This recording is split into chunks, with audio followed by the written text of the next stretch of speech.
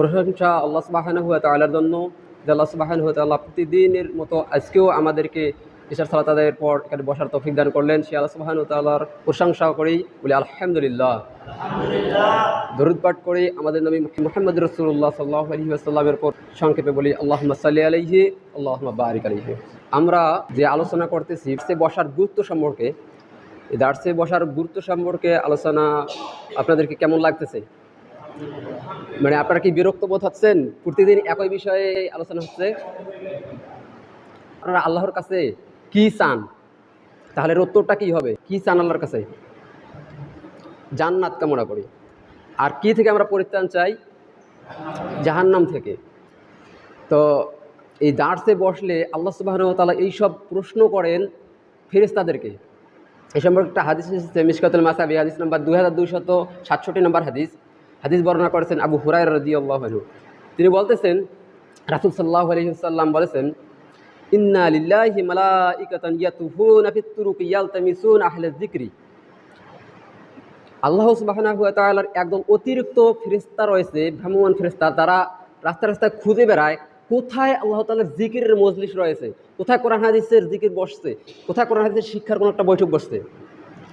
ফাইজা ওয়াজাদু কওমান ইয়াযকুরুল্লাহা তানাদাউ, যখন তারা কোনো একটা জিকিরের মজলিস পেয়ে যায়, কোনো একটা জাতিকে পেয়ে যায়, তখন তারা ফেরেশতাদেরকে ডেকে বলে, হালুমু ইলা হাযাতিকুম, কোথায় তোমরা আসো, তোমাদের কামনার বস্তু এই যে এখানে যে গোল হয়ে বসেছে, এখানে কোরআন হাদিস শিখতেছে। এই কথা বলার পরে ফায়াহুফুনাহুম বিহাযনিহাতিহিম ইলাস সামাঈদ দুনিয়া, তখন তারা ফেরেশতারা তাদেরকে তাদের পাখা দিয়ে ঢেকে নেয়, ঢেকে নিয়ে প্রথম আসমান পর্যন্ত উঠতে থাকে।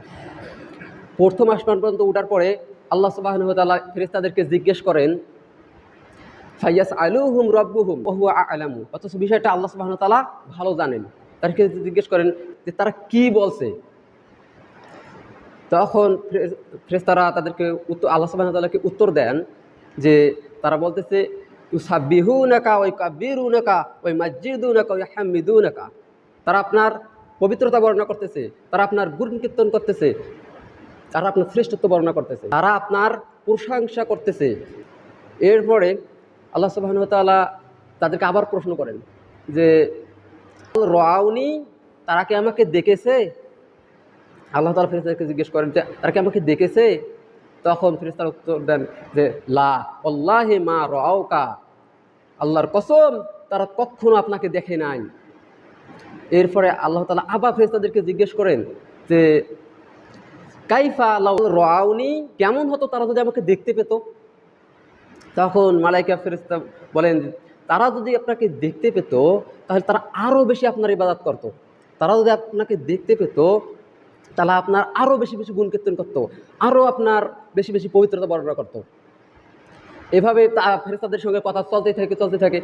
আবার ফেরেশতাদেরকে জিজ্ঞেস করেন তারা আমার কাছে কি চায়? তখন তারা বলে যে তারা আপনার কাছে জান্নাত চায়। তখন আবার তাদেরকে জিজ্ঞেস করেন যে তারা কি আমার জান্নাত দেখেছে? তো তারা জান্নাত আমার দেখতো তাহলে কেমন হতো, এসব প্রশ্ন করে।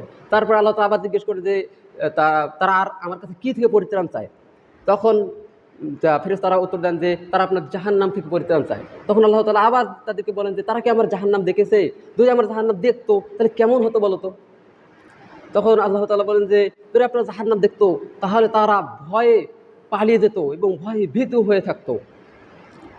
তো এরপরে ফেরেশতারা আবার বলেন যে ইস্তাগফিরুনাকা, তারা আপনার কাছে ক্ষমা প্রার্থনা করে।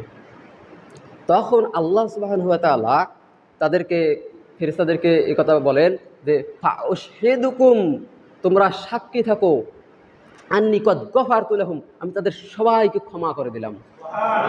যারা এরকম মজলিসে বসে তাদেরকে আল্লাহ সুবহানাহু ওয়া তাআলা ফেরেশতাদেরকে বলেন যে তোমরা সাক্ষী থাকো, আমি তাদেরকে ক্ষমা করে দিলাম। এরপরে বলছে ওয়া আতাইতুহুম মাসালু, তারা আমার কাছে যা কিছু চেয়েছে আমি তাদেরকে সব দিয়ে দিলাম। জান্নাত চেয়েছে জান্নাত দিয়ে দিলাম, জাহান্নাম থেকে পরিত্রাণ চেয়েছে জাহান্নাম থেকে পরিত্রাণ দিলাম, ক্ষমা ভিক্ষা চেয়েছে ক্ষমা করে দিলাম। তাহলে আমরা আল্লাহর কাছে আর কি চাই, কি আশা করি?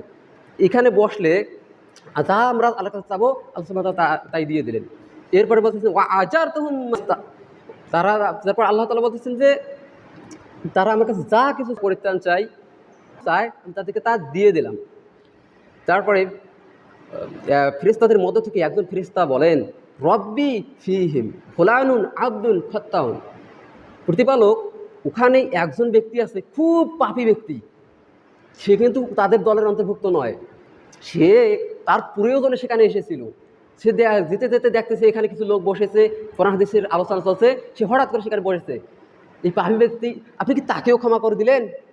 তখন আল্লাহ তাআলা বলতেছেন ওয়ালাহু গফারতু, আমি তাকেও ক্ষমা করে দিলাম। তা তা আল্লাহ সুবহানাহু ওয়া তাআলা আমাদেরকে যদি এইভাবে ক্ষমা করে দেন, এরকম একটা বৈঠকে আসলে সে যতই পাপী হোক না কেন তাকে যদি ক্ষমা করে দেন, তাহলে এরকম আয়োজনের দরকার আছে না নাই? তো এরকম আলোচনা আমরা বসবো, আল্লাহ তাআলা আমাদেরকে যেন ক্ষমা করে দেন। আল্লাহ সুবহানাহু ওয়া তাআলার কাছে আমরা সেই ক্ষমা প্রার্থনা করি। এরকম আলোচনায় বসলে সে ব্যক্তি কতই পাপী হোক না কেন, তাই সে ব্যক্তিকে আল্লাহ সুবহানাহু ওয়া তাআলা ক্ষমা করে দেন। একটা আমি আলোচনা শুনছিলাম যে সৌদি আরবের কোনো এক মুফতি, কোনো আলেম, তিনি আলোচনা করতেছেন, তো কিছু লোক ঘুম পাড়তেছে, তো কথা শুনতেছেন, তখন তাদেরকে বললো যে আমি যে এই আলোচনা করলাম আপনি কি বুঝলেন? তখন সে উত্তর দিতে পারলো না, মানে সে বললো যে আমি আসলে বুঝতে পারিনি। তখন তখন ওই আলেম বলতেছে যে আপনি তাহলে এখানে কেন এসেছেন? তখন তিনি বলতেছেন যে আমি একটা হাদিস জানি রাসূলুল্লাহ সাল্লাল্লাহু আলাইহি ওয়াসাল্লামের, যে এখানে বসলে সে ব্যক্তির পাপ ক্ষমা করে দেওয়া হয়, এই জন্য আমি এসে বসেছি। এই কথা শুনে ওই আলেম কান্না শুরু করে দিলেন। তাহলে এরকম আলোচনায় যদি আমরা বসি, তাহলে আমাদের পাপ সমূহকে আল্লাহ সুবহানাহু ওয়া তাআলা ক্ষমা করে দেন। আল্লাহ তাআলার কাছে আমরা যা কিছু চাই আল্লাহ তাআলা সব কিছু দিয়ে দেন। আপনার যা প্রয়োজন আপনি যদি তাই এখানে চান, আপনি জাহান্নাম থেকে পরিত্রাণ চান, আপনার কি প্রয়োজন বা পরিবারের কি প্রয়োজন, আপনি এখানে যদি বসে চান সেটা আল্লাহ সুবহানাহু ওয়া তাআলা কবুল করে নেন। তো এরকম একটা বৈঠকে আমরা আসতে পেরেছি। আল্লাহ সুবহানাহু ওয়া তাআলার কাছে আমরা আমাদের পাপসমূহ ক্ষমা চাই। আমাদের যাদের কাবিরা গুনাহ রয়েছে আল্লাহ যেন এগুলো ক্ষমা করে দেন, কাবিরা গুনাহগুলো ক্ষমা করে দেন। তারা আমাদের অসুস্থ, তাদেরকে যেন আল্লাহ সুবহানাহু ওয়া তাআলা সুস্থ দান করে দেন। এই বলে আজকের সংক্ষিপ্ত বক্তব্য এখানে শেষ করছি। ওয়া আখিরাতা আলহামদুলিল্লাহি রাব্বিল আলামিন। সুবহানাকা আল্লাহুম্মা ওয়া বিহামদিকা আশহাদু আল্লা ইলাহা ইল্লা আনতা আস্তাগফিরুকা ওয়া আতুবু ইলাইক। আসসালামু আলাইকুম ওয়া রাহমাতুল্লাহ।